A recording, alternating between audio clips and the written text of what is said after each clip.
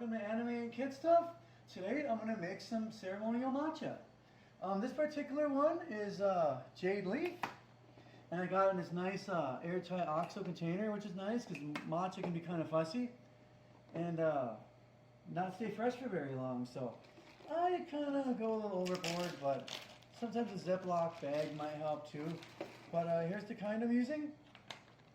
Jade Leaf Ceremonial Tea House Edition, and the same brand is actually my sifter and my matcha measuring spoon. It's got the nice Jade Leaf logo on there.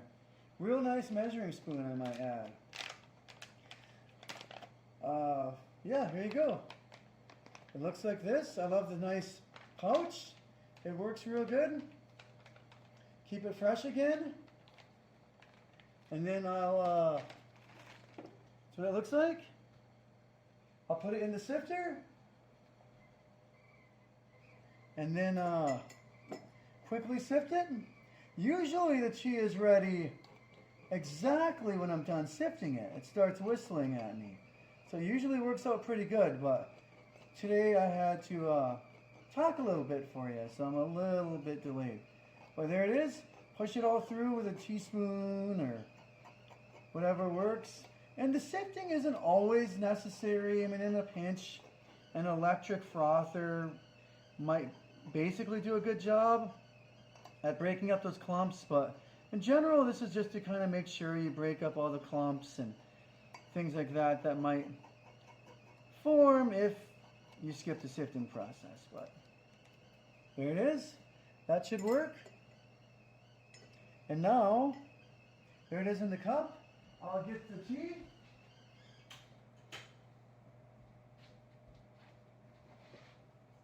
And I will pour enough for half a cup because traditional Yusucha, Japanese style, is 4 ounces of tea. So what I'll do is I'll start with the matcha shot.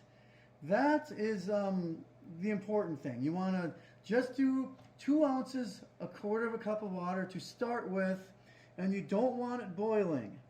So you want it about up to like 160 to 175, I would say, maybe 180 at the most. But again, matcha can be fussy. So pour a little bit in here. Sometimes I like to stir a little bit to get kind of a sludge going. But again, that's probably not always necessary either, and I'll explain why, what I do. But again, estimated 2 ounces, quarter of a cup. And this is the secret weapon. Most frothers are battery powered. This one you plug in. And this is way more powerful than most battery powered ones I've seen. So you want a good 45-degree angle, I find, works too. And then you can just kind of move it around a little bit, up and down. And it's very quick, and you're golden. Now that's the matcha shot. Now you just pour the rest up to half a cup for this particular one. You could probably add more water too if you want to prolong the matcha experience a little bit, but kind of the traditional way tends to be 4 ounces total. So there it is. You want a nice froth on top? Like I always say, Bubble Man from Mega Man 2 would be proud. Thank you all for tuning in, everyone.